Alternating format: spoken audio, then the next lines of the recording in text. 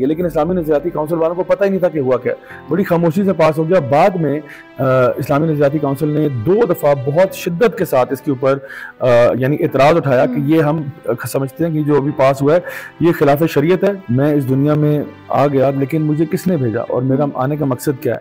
तो उस सवाल के जवाब की जुस्तजू में मैंने मुख्तलिफ अध्ययन का मुताला शुरू कर दिया, मुख्तलिफ इज़म्स किज़म्स जो हैं वो पढ़े। ट्रांसजेंडरिज्म के आप समझ लें कि अम्ब्रेला के अंडर बहुत सी चीज़ें ऐसी हमारे कानून के अंदर लेके आई जा रही हैं जिनका ताल्लुक दीन इस्लाम से कतई नहीं है, बल्कि वो चीज़ें जो कि बिल्कुल खिलाफ शरीयत हैं। वो पैदाइशी तौर पे इंटरसेक्स के मसला होगा, लेकिन जब वो जिस तरह बड़ा होगा तो उसका शनाख्ती कार्ड भी मर्द या औरत का ही बनेगा और उसकी ज़िंदगी में यकीनन चैलेंजेस होंगे, लेकिन इंशाल्लाह शरीयत उसको पूरे राइट्स देगी एज अ मैन या पूरे राइट्स देगी एज अ वुमन। ये ख्वाजा सरा कम्युनिटी की प्रोटेक्शन के लिए नहीं है, ये असल में एक चोर दरवाज़ा खोला गया है कि जहाँ पे अल्लाह माफ़ करे पाकिस्तान के अंदर हमजिन्स परस्ती को जो है वो फ़रोग़ दिया जाए। अस्सलाम वालेकुम, डेली मुमताज़ डिजिटल के साथ मैं हूँ आपकी होस्ट कायनात फातिमा। और आज जो हमारे साथ गेस्ट मौजूद हैं वो बहुत ही ख़ास हैं।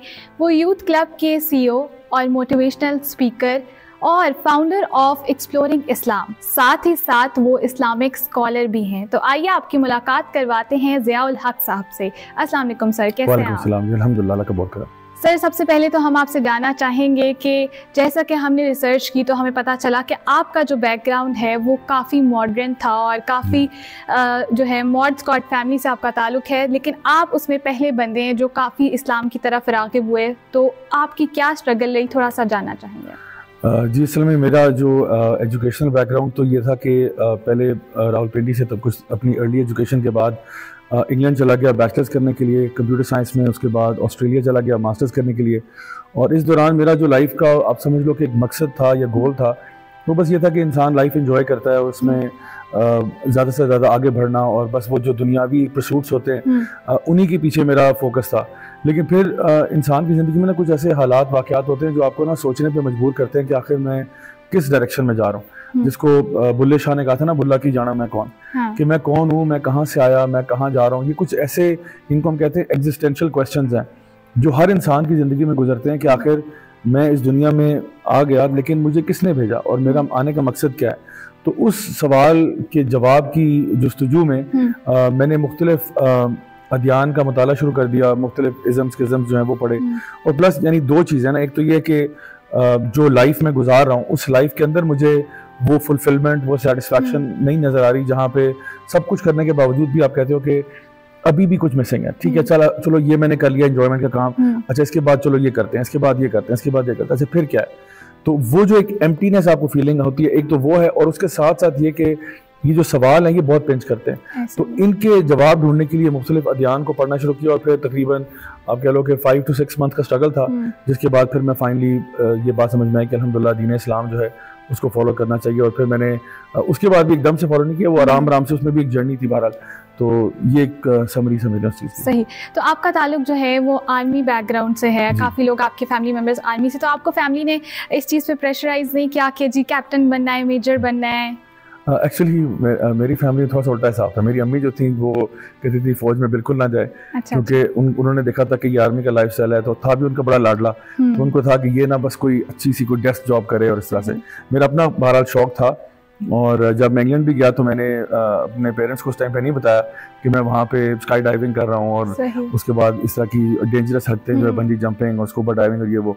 तो लेकिन ये कि वो उनका शौक था, लेकिन बहरहाल फिर जब मैं खुद अपने आप को एकेडमिक्स की तरफ लेके गया हूँ तो फिर ये था कि मैंने उसी के साथ अपना एक समझ लें कि वो पीस बना लिया कि चलो कोई बात नहीं, अब इसी फील्ड में रहना है और इसी में अपने आप को आगे लेके चलना है। सही। अब हम आएंगे ट्रांसजेंडर एक्ट के हवाले से बात करेंगे, जो बिल पास हुआ है और उसको आपने चैलेंज भी किया हुआ है। तो उसका मेन मकसद क्या था, उसकी क्या वजह बनी? देखिए, मेरा चूँकि बैकग्राउंड चेंज होने के बाद ये था कि दीन इस्लाम की तरफ आना और उसको समझना। हमारे यहाँ पे ना एक आप समझ लें कि हमारा जो फैमिली है ना, फैमिली सिस्टम, वो इस्लाम के अब वाहिद कुछ चीज़ें पीछे रह गई हैं जिसमें से फैमिली सिस्टम एक है। आप हमारा अगर इकोनॉमिक सिस्टम देखें तो वो अब ऐसा नहीं है, हमारा पॉलिटिकल सिस्टम तो इस तरह से नहीं है। लेकिन जो तीसरी चीज़ है और बड़ी अहम है वो हमारा फैमिली सिस्टम है।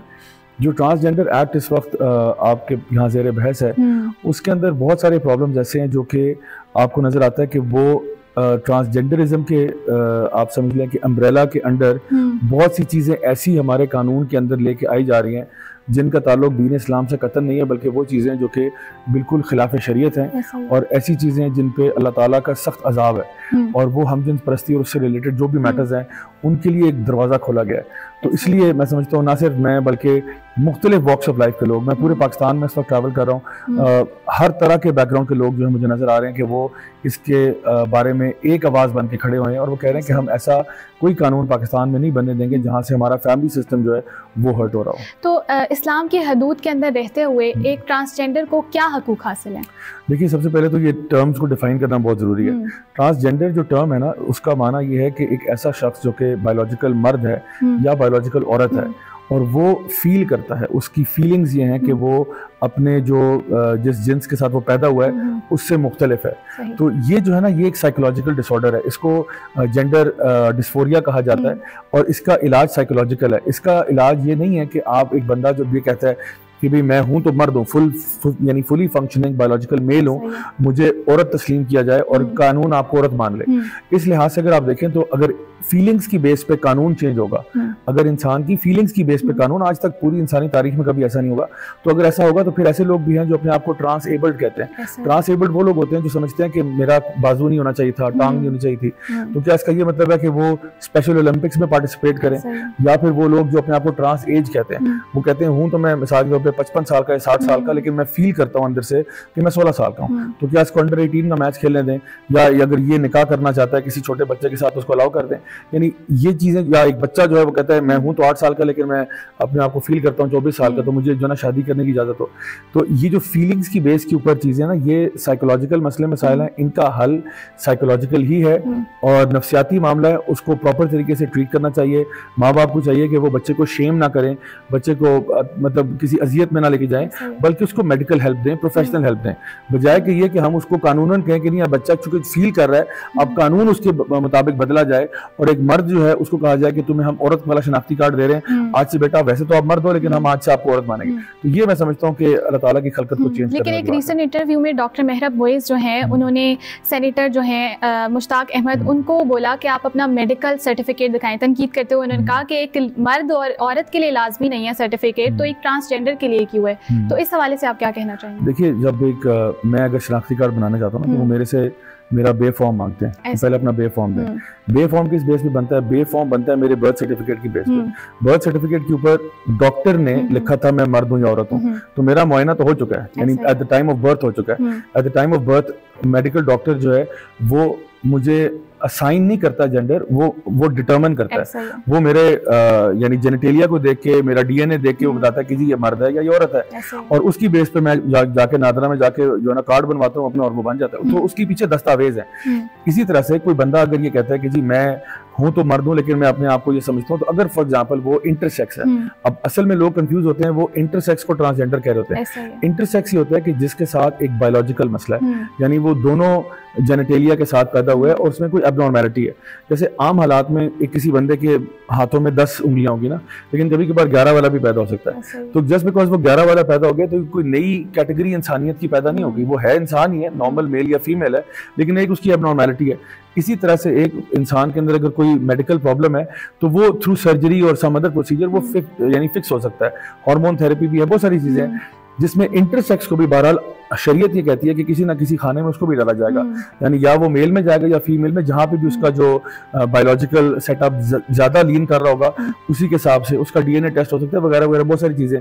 तो उसको भी हम लोग इंटरसेक्स को भी, वो पैदाइशी तौर पे इंटरसेक्स के मसला होगा, लेकिन जब वो जिस तरह बड़ा होगा तो उसका शनाख्ती कार्ड भी मर्द या औरत का ही बनेगा और उसकी जिंदगी में यकीनन चैलेंजेस होंगे, लेकिन इंशाल्लाह शरीयत उसको पूरे राइट्स देगी एज अ मैन या पूरे राइट्स देगी एज अ वुमन। तो उसको तीसरा एक्स जेंडर बनाने की जरूरत नहीं है, वो मेल या फीमेल कैटेगरी में इंशाल्लाह रह सकता है। तो आपको ये लगता है कि जब ये एक्ट पास हुआ है, बिल पास करने से पहले स्टेक होल्डर से एटलीस्ट जो है डिस्कस कर लिया जाता कि इसको पास करना चाहिए या नहीं? जी बिल्कुल। देखें, सबसे पहली बात तो एक बहुत बड़ा जो एक मैं समझता हूँ कि फरेब हुआ वो ये कि इन्होंने ये कहा कि जी इस्लामी नजरियाती काउंसिल से वो गुजरा। हालांकि हमारा आइन जो है सबसे ऊपर तो आइन है ना, यानी हमारा आइन ये कहता है, यानी जितना भी लॉ की बात करते हैं सबसे ऊपर हमारा आइन है। आइन ये कहता है कि आइन ने पार्लियामेंट को वो हकूक दिए कि ये फैसले कर सकती है। आइन ने कहा कि इस्लामी नजरियाती काउंसिल जो है, जो भी कोई फैसला होगा वो वहां से वेरीफाई होकर आएगा कि भाई ये कोई शरीयत की खिलाफ वर्जी तो नहीं होने जा रही।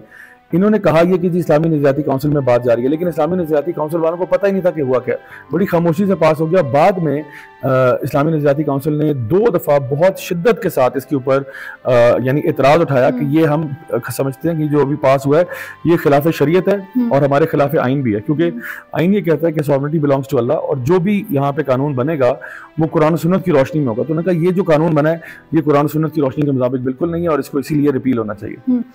अच्छा, जो हमारी यूथ है वो हमारा मुआशरे ने ऐसा बना दिया है कि अनफॉर्चुनेटली जो है यूथ जो है वो ट्रांसजेंडर्स को हकारत की निगाह से देखती है, तो उनको आप क्या पैगाम देना चाहेंगे? और पार्लियामेंट में जो है वो ट्रांसजेंडर्स की नुमाइंदगी होनी चाहिए या नहीं, क्योंकि अगर कल को ट्रांसजेंडर्स के साथ कुछ बुरा होता है तो उसका जिम्मेदार कौन होगा? सही, देखिए एक तो बात ये कि ये जो टर्म्स है ना हम लोग उनको पहले क्लैरिफाई करा लें। ट्रांसजेंडर का माना है वो शख्स जो मेल है और वो अपने आप को औरत समझता है। इससे मुराद ख्वाजा सरा नहीं है, ठीक है? ख्वाजा सरा एक डिफरेंट चीज़ ऑल टुगेदर है। इसी तरह से इंटरसेक्स एक और चीज़ है।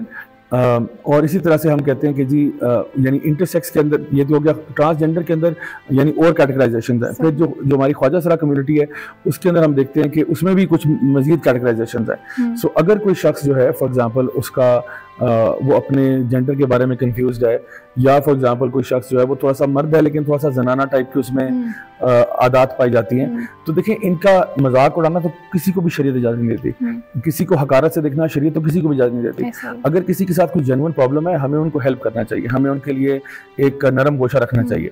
अक्सर ये जो हमारे आप देखते हो ख्वाजा सरा कम्युनिटी के अंदर कुछ लोग मर्डर होते हैं, आप देखें उनके बारे में खुद उनकी अपनी कम्युनिटी के लोग कह रहे हैं कि वो इसलिए नहीं मर्डर हो रहे कि जी सेनेटर मुश्ताक साहब ने कोई ट्रांसजेंडरिज्म के खिलाफ कोई बिल पास करने के लिए कुछ कहा है, ऐसी बात है। वो उनका लाइफस्टाइल ही ऐसा। देखें जो अनफॉर्चुनेट सी बात है, हमारे जो ख्वाजा सरा कम्युनिटी है इनको या तो ये लोग ऐसे कामों में लगते हैं जो तीनों ही बहुत बुरे हैं, या तो वो सेक्स वर्कर में जाएंगे, या फिर वो शादियों के ऊपर नाचना गाना और ये वो, और फिर तीसरी चीज है कि भीख मांगेंगे। तो तीनों ही ऐसे जॉब डिस्क्रिप्शन हैं जो कि बड़े इंसान के लिए डिमीनिंग रोल्स हैं। तो अब होता ही है कि खास तौर पे जो इनका सबसे ज्यादा जहाँ पे इनको फायदा होता है यानी पैसों के एतबार से देखा जाए तो वो सेक्स वर्कर्स है। उस कैटेगरी में आप देखें कौन सा ऐसा शख्स है जो इनके साथ अपने आप को मुंसलिक कर रहा होगा उस कैपेसिटी में, ठीक है? तो वो एक क्रिमिनल माइंडसेट है वो बंदा, क्योंकि ये चीज तो है तो इलीगल है ना, यानी ये जो प्रोस्टिट्यूशन है सब इलीगल है। तो जिस जगह पे ये ऑपरेट करते हैं ये क्रिमिनल्स के साथ ऑपरेट कर रहे हैं, और वहां पे ये होता है कि जहाँ पे इश्क आशिकी की कोई मतलब दास्तान हुई और फिर किसी को उसी के अंदर मर्डर हो गया। अब आप देखें बहुत सारे इनमें से हैं जैसे जूली है, अलमास बॉबी हैं और XYZ और भी हैं। उन सारों के जो इंटरव्यूज हैं ऑन रिकॉर्ड उन्होंने ये कहा कि भाई हमारे ये जो इनके मर्डर्स हो रहे हैं वो इसलिए नहीं हो रहे कि सेनेटर साहब ने कोई चीज़ कही है, वो इसलिए हो रहे हैं क्योंकि हमारा जो लाइफस्टाइल है यहाँ पे वो है ही इस तरह का कि जहाँ पे ये लोग उस तरह के क्रिमिनल माइंड के साथ इंटरेक्ट कर रहे होते हैं। बड़ा खतरनाक एक समझ ले कि एनवायरनमेंट है, और वहाँ पे अगर किसी का कोई ऐसा मामला हो जाए आशिकी वाला और इस तरह का, तो फिर उसके बाद जो है वो जो है ना मामला कत्ल वगैरह तक पहुँच जाता है। तो असल चीज़ ये है कि हमें अपने मुआशरे में लोगों को एजुकेट करना है। अगर कोई बच्चा इस किस्म की सेंटिमेंट्स के साथ पैदा हुआ है उसकी काउंसलिंग होनी चाहिए, उसकी मेंटरिंग होनी चाहिए, उसके साथ प्यार मोहब्बत के साथ डील करना चाहिए। उसको कट ऑफ करने से कोई फ़ायदा नहीं है, हमें उनके साथ एम्पथाइज करना चाहिए। लेकिन जहाँ तक कानून साजी की बात है तो उसके हमें बिल्कुल खिलाफ होना चाहिए कि पाकिस्तान में कोई ऐसा कानून ना बने जहाँ पे आपकी ख्वाजा सरा कम्युनिटी आदि जो है वो वैसे रो रही है कि जी हम खुद खिलाफ हैं। आप देखें ये भी जो 18 तारीख को हेयरिंग हुई थी उसमें ख्वाजा सरा कम्युनिटी से लोग आए हुए थे जो ट्रांसजेंडर एक्ट के खिलाफ आवाज़ उठा रहे थे। तो इससे आपको पता चलता है कि ये ख्वाजा सरा कम्युनिटी की प्रोटेक्शन के लिए नहीं है, ये असल में एक चोर दरवाज़ा खोला गया है कि जहाँ पे अल्लाह माफ़ करे पाकिस्तान के अंदर हमजिन्स परस्ती को जो है वो फ़रोग़ दिया जाए। सही। तो हमारी जो पब्लिक देख रही है उसको कोई पैगाम देना चाहें आप? मेरा पैगाम ये होगा कि हमें अपनी फैमिलीज़ का ख्याल करना चाहिए। हमारे दीन इस्लाम के अंदर जो फैमिली सिस्टम है उसकी प्रिजर्वेशन एक बहुत बड़ी चीज़ है। हमें चाहिए कि सबसे पहले तो हम अपने आप को अवेयर करें, सबसे पहले हम सीखें, सबसे पहले हम जानें ये टर्म्स क्या हैं, इनके माने क्या हैं, और फिर अपने बच्चों को ये जो एक वेस्टर्न साइड से एक जलगार आ रही है मीडिया के अंदर और जहाँ पे ये इस किस्म के कॉन्सेप्ट जो है वो उनको इनकरेज किया जा रहा है, पॉपुलराइज किया जा रहा है कि बच्चा जो है वो बिल्कुल नॉर्मल होगा। उसको कहा जा रहा है नहीं बेटा आप अपने जिन्स के बारे में सोचो कि क्या वाकई में आप लड़का हो या नहीं हो। तो 2009 से लेके अब तक जो है ये कुछ 400 गुना नंबर बढ़ चुका है। जो लोग पहले अपने आप को बिल्कुल नॉर्मल थे, ठीक ठाक थे, वो ऑल ओवर सडन अपने आप को आइडेंटिफाई करना शुरू हो रहा है, क्योंकि थ्रू आउट मूवीज़ में, ड्रामों में, फिल्मों में ये कंटेंट इतना ज़्यादा आम हो गया है। नेटफ्लिक्स जो है मैं कहूँगा तकरीबन 90%, 95 से 90% कंटेंट जो है वो सारा यही है कि जिसमें इस तरह की चीज़ों को फ़रोग दिया जा रहा है। तो अब ये हमारे बच्चे देख रहे हैं, तो बजाय कि हमारे बच्चे तरबियत लें इस तरह के मीडियम से, हमें चाहिए कि हम उनको पॉजिटिव चीज़ों की तरफ लेके जाएँ और हम खुद उनकी तरबियत करें इस्लामिक वैल्यूज़ के मुताबिक। सही। नाज़रीन, आपने देखा हमारे साथ राजा ज़िया-उल हक साहब मौजूद थे और इनकी गुफ्तगू सुनी। तो उम्मीद है कि आपको आज का प्रोग्राम बहुत पसंद आया होगा। इसी के साथ अपनी होस्ट कायनात फातिमा को दीजिए इजाज़त। अल्लाह हाफ़िज़।